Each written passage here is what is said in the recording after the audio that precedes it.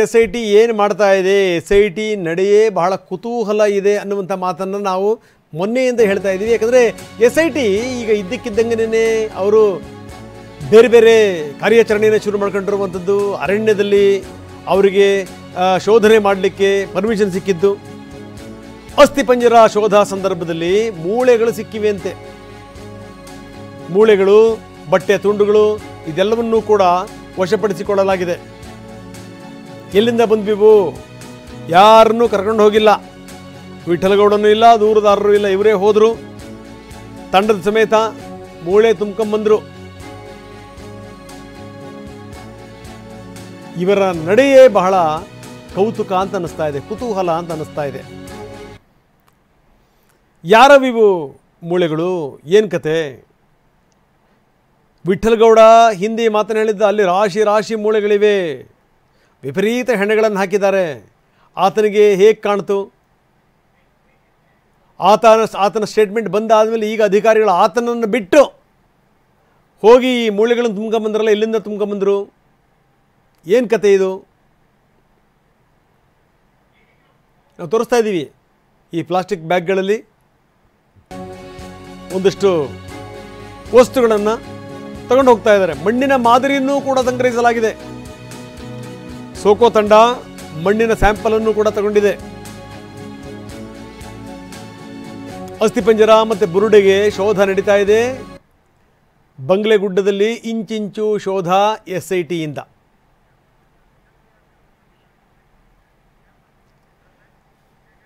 ಯಾವ ದೂರುದಾರರು ಇಲ್ಲ, ವಿಠಲಗೌಡ ಮೊದಲೇ ಇಲ್ಲ, ಬರೀ ಕೇವಲ ತಂಡದ ಸದಸ್ಯರು ಮಾತ್ರ ಹೋಗಿದ್ದಾರೆ SITನವರು.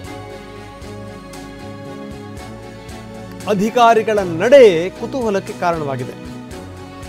ಯಾಕೋ ಇತ್ತೀಚಿನ ದಿನಗಳಲ್ಲಿ, ಯಾಕಂದರೆ ಇದ್ದಕ್ಕಿದ್ದಂಗೆನೇ ಮೊಹಂತಿ ಬಂದು ಮುಖ್ಯಮಂತ್ರಿಗಳನ್ನು ಭೇಟಿ ಮಾಡಿದ್ದು, ಅದಾದಮೇಲೆ ಅರಣ್ಯ ಇಲಾಖೆಯ ಪರ್ಮಿಷನ್ ಸಿಕ್ಕಿದ್ದು, ಅದಾದಮೇಲೆ ಇವರು ಕಾರ್ಯಾಚರಣೆಯನ್ನು ಶುರು ಮಾಡಿದ್ದು, ಒಂಥರ ಏನೋ ನಡೀತಾ ಇದೆ ಅನ್ನೋ ರೀತಿಯಲ್ಲಿ ಅನ್ನಿಸ್ತಾ ಇದೆ.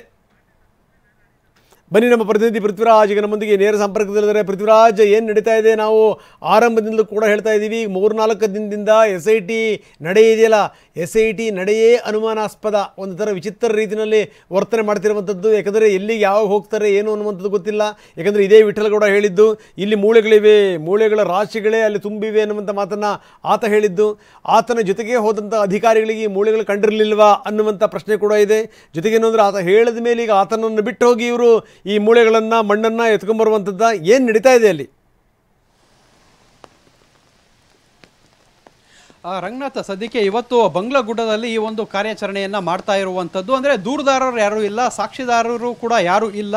ಸದ್ಯಕ್ಕೆ SIT ಅಧಿಕಾರಿಗಳೇ ಇವತ್ತು ಬಂದಿರುವಂಥದ್ದು. ಅಂದರೆ ಜಾಸ್ತಿ ಮಟ್ಟದಲ್ಲಿ, ಅಂದರೆ ಒಂದು 50ಕ್ಕೂ ಹೆಚ್ಚು ಜನರ ತಂಡ ಅಲ್ಲಿರುವಂಥದ್ದು. ಅವರು ಇವಾಗ ಒಳಗಡೆ ಕಾರ್ಯಾಚರಣೆಯನ್ನು ಮಾಡ್ತಾ ಇದ್ದಾರೆ. ಆರಂಭಿಕ ಹಂತದಲ್ಲಿ ಪಾಯಿಂಟ್ ನಂಬರ್ 1 ಏನಿತ್ತು ಅಲ್ಲಿಂದ ಎಂಟ್ರಿ ಕೊಟ್ಟಂಥವರು ಈಗ ಪಾಯಿಂಟ್ ನಂಬರ್ 11 ಸಮೀಪ ಇರುವಂಥದ್ದು. ಅಲ್ಲಿ ಕೆಲವೊಂದಿಷ್ಟು ಮೂಳೆಗಳು ಸಿಕ್ಕಿದೆ ಅನ್ನೋ ಮಾಹಿತಿ ಈಗ ಸಿಕ್ಕಿರುವಂಥದ್ದು. ಅದನ್ನು ಕಲೆಕ್ಟ್ ಮಾಡಲಿಕ್ಕೆ ಈಗ PVC ಪೈಪ್ಗಳು ಮತ್ತು ಉಪ್ಪು ಮತ್ತು ಅಲ್ಲಿಗೆ ಆ ಮೇಣ, ಅದೇನೇನು ಸೀಲ್ ಮಾಡಲಿಕ್ಕೆ, ಆ ಬಟ್ಟೆಯನ್ನೆಲ್ಲ ಸೀಲ್ ಮಾಡಲಿಕ್ಕೆ ಮೇಣ, ಅದನ್ನೆಲ್ಲವನ್ನು ಕೂಡ ಈಗ ತೆಗೆದುಕೊಂಡು ಹೋಗಲಾಗಿದೆ. ಸದ್ಯಕ್ಕೆ ಕಾರ್ಯಾಚರಣೆ ಮುಂದುವರಿತಾ ಇದೆ. ಇಲ್ಲಿ ನೋಡ್ಬೋದು ಆ ಪಾಯಿಂಟ್ ನಂಬರ್ 11 ಏನಿತ್ತು, ಈ ಜಾಗ ಏನು ಕಾಣಿಸ್ತಾ ಇದೆ, ಗುರುತು ಮಾಡಿದ್ರು, ಇದು ಪಾಯಿಂಟ್ ನಂಬರ್ 11 ಅಂತ ಹೇಳಿ ಇದನ್ನು ಗುರುತು ಮಾಡಿದ್ರು. ಅದ್ರ ಮೇಲ್ಭಾಗದಲ್ಲಿ ಅಲ್ಲಿಂದ ಒಂದು ಸರಿಸುಮಾರು ಒಂದು 50ರಿಂದ 100 ಮೀಟರ್ ಅಂತರದಲ್ಲಿ ಆ ಒಂದು ಟಾರ್ಪಲ್ ಅನ್ನೇನು ಕಟ್ಟಿದ್ದಾರೆ, ಅದನ್ನು ಕಟ್ಟಿ ಈಗ ಅಲ್ಲಿ ಸ್ಥಳ ಮಾಜರನ್ನು ಕೂಡ ಮಾಡಿರುವಂಥದ್ದು. ಅಲ್ಲೇ ಕೆಲವೊಂದಿಷ್ಟು ಮೂಳೆಗಳು ಸಿಕ್ಕಿದೆ ಅನ್ನೋ ಮಾಹಿತಿ ಇರುವಂಥದ್ದು. ವಿಠಲಗೌಡ ಕೂಡ ಅದೇ ಜಾಗವನ್ನು ತೋರಿಸಿದ್ದ. ಅಂದರೆ ವಿಠಲಗೌಡ ಮೊನ್ನೆ ತೋರಿಸಿದಂತಹ ಜಾಗ ಏನಿತ್ತು, ಆತನನ್ನು ಸ್ಪಾಟ್ ಮಾಜರಿಗೆ ಕರೆದುಕೊಂಡು ಹೋದಂಥ ಸಂದರ್ಭದಲ್ಲಿ ರಾಶಿ ರಾಶಿ ಮೂಳೆ ಇದೆ ಅಂತ ಹೇಳಿ ಆತ ಏನು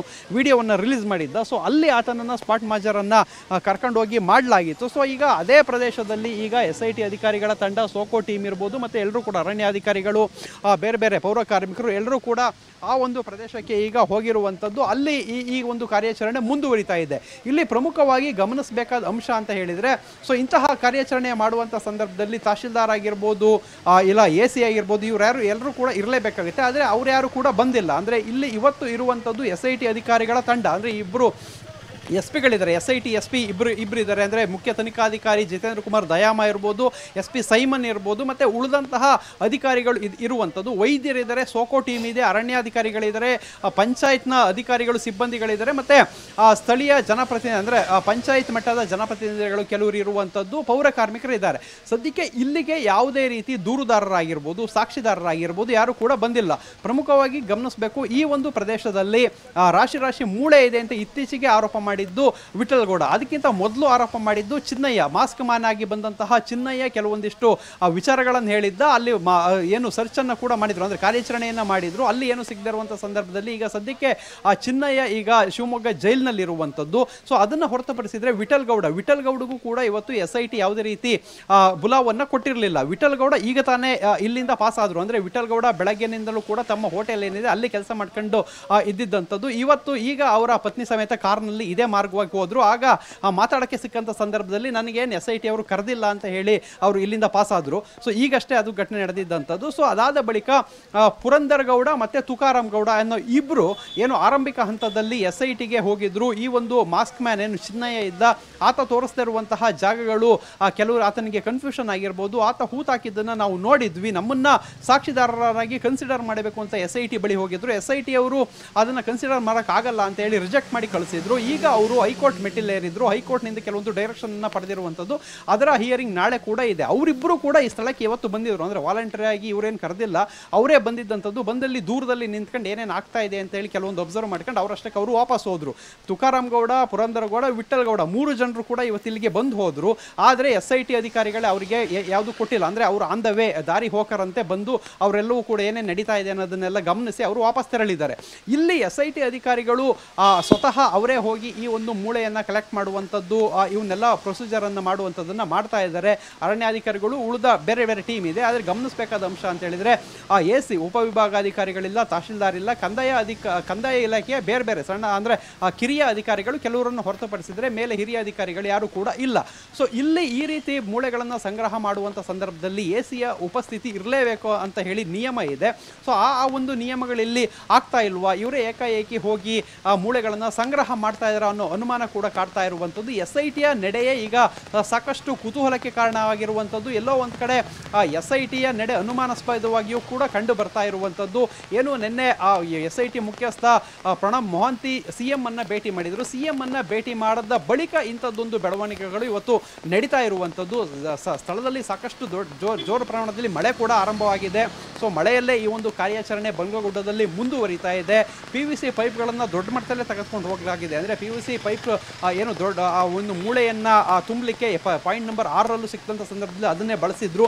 ಅಂತಹ ಪೈಪ್ಗಳನ್ನು ಸಾಕಷ್ಟು ಒಂದು 5-6 ಪೈಪ್ಗಳನ್ನು ತೆಗೆದುಕೊಂಡು ಹೋಗಿದ್ದಾರೆ. ಸೊ ಅವರು ಅಷ್ಟೊಂದು ದೊಡ್ಡ ಮಟ್ಟದಲ್ಲಿ ತೆಗೆದುಕೊಂಡು ಹೋಗಿದ್ದಾರೆ ಅಂತ ಹೇಳಿದರೆ ಅಲ್ಲೇನಾದರೂ ಸಾಕಷ್ಟು ಮೂಳೆಗಳು ಕಂಡು ಬಂದ್ವಾ. ಸೊ ಇಷ್ಟು ದಿನ ಕೂಡ ಏನು ಮಾಡ್ತಾ ಇದ್ರು ಅಂದರೆ ಸ್ಥಳ ಮಾಜರಿಗೆ ಕರ್ಕೊಂಡು ಹೋದಂಥ ಸಂದರ್ಭದಲ್ಲೇ ಕಾಣಿಸಿದ್ರೆ ಇಷ್ಟು ದಿನ ಅದಕ್ಕೆ ಯಾಕೆ ವೆಯ್ಟ್ ಮಾಡಿದ್ರು. ಸೊ ಇವತ್ತು ಅದನ್ನು ಕಲೆಕ್ಟ್ ಮಾಡಿದ್ರು ಕೂಡ ಅಂದರೆ ACಯ ಅನುಪಸ್ಥಿತಿ ಇರುವಂತಹ ಇದ್ದಾಗ ಇದನ್ನು ಕಲೆಕ್ಟ್ ಮಾಡ್ತಾ ಇರೋದ್ರ ಉದ್ದೇಶ ಏನಿರ್ಬೋದು. ಸೊ ತನಿಖೆಯಲ್ಲಿ ಅಂದರೆ ಈ ಏನೇನು ನಡೀತಾ ಇದೆ ಅನ್ನೋದು ಕೂಡ ಈಗ ಸಾಕಷ್ಟು ಕುತೂಹಲಕಾರಿ ಬೆಳವಣಿಗೆಗಳಾಗಿರುವಂಥದ್ದು. ಸದ್ಯಕ್ಕೆ ಆ ಒಂದು ಬಂಗ್ಲಗುಡ್ಡದಲ್ಲಿ ಈಗ ಎಲ್ಲ ಕಾರ್ಯಾಚರಣೆಗಳು ಕೂಡ ನಡೀತಾ ಇರುವಂಥದ್ದು. ಮಳೆಯ ನಡುವೆಯೂ ಸಿಕ್ಕಂತ ಈಗ ನಮಗೆ ಸಿಕ್ಕಂತ ಮಾಹಿತಿ ಪ್ರಕಾರ ಅಲ್ಲಲ್ಲಿ ಅಲ್ಪ ಸ್ವಲ್ಪ ಮೂಳೆಗಳು ಅಂದರೆ ಇಡೀ ಸ್ಕೆಲಿಟನ್ ಅಲ್ಲ, ಭೂಮಿಯ ಮೇಲ್ಭಾಗ ಸ್ವಲ್ಪ ಮೂಳೆಗಳು ಸಿಗ್ತಾ ಇದೆ ಅನ್ನೋ ಮಾಹಿತಿ ಸಿಗ್ತಾ ಇರುವಂಥದ್ದು. ಮತ್ತೆ ದೃಶ್ಯಾವಳಿಗಳಲ್ಲೂ ಕೂಡ ಕೆಲವೊಂದು ಅಬ್ಸರ್ವ್ ಮಾಡಿದ್ವಿ. ಅಲ್ಲಿ ಕಾಣಿಸ್ತಿದ್ದಂಥದ್ದು ಒಂದು ಪ್ಯಾಂಟ್ ಅಂದರೆ ಜೀನ್ಸ್ ಪ್ಯಾಂಟ್ ಮಾದರಿಯ ಒಂದು ಪ್ಯಾಂಟ್ ಕೂಡ ಅದು ಸಿಕ್ತು. ಅದನ್ನ ಎತ್ತಿ ಆ ಒಂದು ಕವರ್ಗೆ ಹಾಕೊಂಡು ಅದನ್ನು ಕೂಡ ಸೆಕ್ಯೂರ್ ಮಾಡೋ ಕೆಲಸವನ್ನು ಕೂಡ ಮಾಡಿದ್ದಾರೆ, ಅದನ್ನು ಕೂಡ ಸಂಗ್ರಹ ಮಾಡಿದ್ದಾರೆ. ಸೊ ಸದ್ಯಕ್ಕೆ ಇಷ್ಟೆಲ್ಲ ಕಾರ್ಯಾಚರಣೆಗಳು ಈಗ ನಡೀತಾ ಇರುವಂಥದ್ದು. ಈ ಒಂದು ಪ್ರದೇಶದಲ್ಲಿ ಇವಾಗ ಅಂದರೆ ಸುತ್ತುವರೆದು ಪೊಲೀಸ್ ಭದ್ರತೆಯನ್ನು ಕೂಡ ಕೊಡಲಾಗಿದೆ. ಮತ್ತೆ ಒಳಗಡೆ SIT ಅಧಿಕಾರಿಗಳು ಈ ಕಾರ್ಯಾಚರಣೆಯನ್ನ ಮಾಡ್ತಾ ಇದ್ದಾರೆ. ಕಾರ್ಯಾಚರಣೆ ಎಷ್ಟೊತ್ತು ಮುಂದುವರಿಯುತ್ತೆ, ಅಲ್ಲಿ ಏನೇನು ಸಿಗುತ್ತೆ ಅನ್ನೋದು ಮುಂದಿನ ಹಂತಗಳಲ್ಲಿ ಗೊತ್ತಾಗಬೇಕಾಗಿದೆ. ರಂಗ ಇದೆಲ್ಲದರ ಜೊತೆಗೆ ಯಾವ್ಯಾವ ಅಧಿಕಾರಿಗಳಿದ್ದಾರೆ ತಾವು ಹೇಳ್ತಾ ಇದ್ರಿ ನೋಡಿ, AC ಎದುರುಗಡೆನೇ ಇದೆಲ್ಲದೂ ಕೂಡ ಆಗಬೇಕು. ಇವತ್ತು AC ಇಲ್ಲ, ಇವತ್ತು ತಹಶೀಲ್ದಾರ್ ಇಲ್ಲ, ಇವತ್ತು ಬೇರೆ ಬೇರೆ ಉಪವಿಭಾಗಾಧಿಕಾರಿಗಳಿರ್ತಾರಲ್ಲ ಅವರು ಕೂಡ ಇಲ್ಲ ಅನ್ನುವಂಥ ಮಾತು. ಹಾಗಾದರೆ ಯಾರ್ಯಾರನ್ನ ಇಟ್ಕೊಂಡು ಜೊತೆಗೆ ದಯಾಮ ಏನಾದರೂ ಇದ್ದಾರಾ? SIT ಕಡೆಯಿಂದ ಯಾವ್ಯಾವ ಅಧಿಕಾರಿಗಳಿದ್ದಾರೆ, ಏನು ನಡೀತಾ ಇದೆ? ರಂಗನಾಥ್, ಸದ್ಯಕ್ಕೆ SITಯ ಮುಖ್ಯ ತನಿಖಾಧಿಕಾರಿ ಜಿತೇಂದ್ರ ಕುಮಾರ್ ದಯಾಮ, ಸೊ ಅವರಿದ್ದಾರೆ, ಮತ್ತೆ ಸಹಾಯಕ ತನಿಖಾಧಿಕಾರಿಗಳಿದ್ದಾರೆ, ಮತ್ತೆ ಏನು SITಯ SP ಸೈಮನ್ ಇದ್ದಾರೆ. ಅದನ್ನ ಹೊರತುಪಡಿಸಿದರೆ ಏನು ಇನ್ಸ್ಪೆಕ್ಟರ್ ಮಂಜುನಾಥ್ ಗೌಡ ಸೇರಿದಂತೆ ಇನ್ಸ್ಪೆಕ್ಟರ್ ಲೆವೆಲ್ ಅಧಿಕಾರಿಗಳು, ಆಮೇಲೆ ಪೊಲೀಸ್ ಕಾನ್ಸ್ಟೇಬಲ್ ದರ್ಜೆಯ ಸಿಬ್ಬಂದಿಗಳು ಎಲ್ಲರೂ ಕೂಡ ಇರುವಂಥದ್ದು. ಹೆಚ್ಚು ಕಡಿಮೆ ಸುಮಾರು ಒಂದು 18ರಿಂದ 20 ಜನ ಈ ಒಂದು SIT ಅಧಿಕಾರಿಗಳು ಸಿಬ್ಬಂದಿಗಳು ಅಲ್ಲಿದ್ದಾರೆ. ಅದನ್ನು ಹೊರತುಪಡಿಸಿದರೆ 9 ಜನ ಸೋಕೋ ಟೀಮ್ ಇದ್ದಾರೆ. ಅಂದರೆ ಇತ್ತೀಚೆಗೆ ಅಂದರೆ ಏನು ಆ ಚಿನ್ನಯ್ಯ ತೋರಿಸಿದಂತಹ ಸಂದರ್ಭದಲ್ಲಿ ಉತ್ಕಲನ ಮಾಡೋಕೆ ಹೋಗುವಂಥ ಸಂದರ್ಭದಲ್ಲಿ 2ರಿಂದ 3 ಜನ ಮಾತ್ರ ಈ ಸೋಕೋ ಟೀಮ್ನ ಸದಸ್ಯರು ಇರ್ತಾ ಇದ್ರು. ಆದರೆ ಇವತ್ತು 9 ಜನ ಸೋಕೋ ಟೀಮ್ನ ಸದಸ್ಯರು ಇರುವಂಥದ್ದು. ಮತ್ತು ಇಬ್ಬರು ಬಾಂಬ್ ಸ್ಕ್ವಾಡ್ ಬಾಂಬ್ ನಿಷ್ಕ್ರಿಯ ದಳದ ಸಿಬ್ಬಂದಿಗಳು ಕೂಡ ಇಬ್ಬರಿದ್ದಾರೆ. ಅಂದರೆ ಅದರ ಮಿಷನ್ ಅನ್ನು ಕೂಡ ತಂದಿದ್ದಾರೆ. ಸೊ ಅಲ್ಲೇನಾದರೂ ಮೆಟಲ್ ಡಿಟೆಕ್ಟರ್ನ ಮಾಡುವಂತಹ ಸಂದರ್ಭದಲ್ಲಿ ಮೆಟಲ್ ಡಿಟೆಕ್ಟರ್ನಾಗಿ ಅದನ್ನು ಬಳಸಲಿಕ್ಕೋಸ್ಕರ ಈಗ ಬಾಂಬ್ ಸ್ಕ್ವಾಡ್ ಅನ್ನು ಕೂಡ ಕರೆಸಿರುವಂಥದ್ದು. ಬಾಂಬ್ ಸ್ಕ್ವಾಡ್ನ ಇಬ್ಬರು ಸಿಬ್ಬಂದಿಗಳಿದ್ದಾರೆ. ಮತ್ತೆ ಒಂದು 10ರಿಂದ 13 ಜನ ಅರಣ್ಯಾಧಿಕಾರಿಗಳು ಮತ್ತೆ ಸಿಬ್ಬಂದಿಗಳು ಇರುವಂಥದ್ದು. ಅದನ್ನು ಹೊರತುಪಡಿಸಿದರೆ ಗ್ರಾಮ ಪಂಚಾಯತ್ನ ಸಿಬ್ಬಂದಿಗಳು, ಅಧಿಕಾರಿಗಳು, ಸಿಬ್ಬಂದಿಗಳು, ಪೌರ ಕಾರ್ಮಿಕರು, ಹೀಗೆ ಎಲ್ಲ ಸಿಬ್ಬಂದಿಗಳು ಸೇರಿ ಒಂದು 50ರಿಂದ 60 ಜನರ ತಂಡ ಈಗ ಒಳಗಡೆ ಕಾರ್ಯಾಚರಣೆಯನ್ನ ಮಾಡ್ತಾ ಇದೆ. ಸದ್ಯಕ್ಕೆ ಇಲ್ಲಿ ಪ್ರಮುಖವಾಗಿ ಗೈರ್ಹಾಜರು ಅಂತ ಹೇಳಿದ್ರೆ ಪುತ್ತೂರು AC ಸ್ಟೆಲ್ಲಾ ವರ್ಗೀಸ್ ಮತ್ತೆ ತಹಶೀಲ್ದಾರ್ ಆಗಿರ್ಬೋದು, ಈ ರೀತಿ ಕಂದಾಯ ಇಲಾಖೆಯ ಹಿರಿಯ ಅಧಿಕಾರಿಗಳು ಯಾರು ಕೂಡ ಇಲ್ಲ. ಸೊ ಅದನ್ನು ಹೊರತುಪಡಿಸಿದಂತೆ ಎಲ್ಲರೂ ಕೂಡ ಈ ಕಾರ್ಯಾಚರಣೆಯನ್ನು ಮುಂದುವರಿಸಿದ್ದಾರೆ.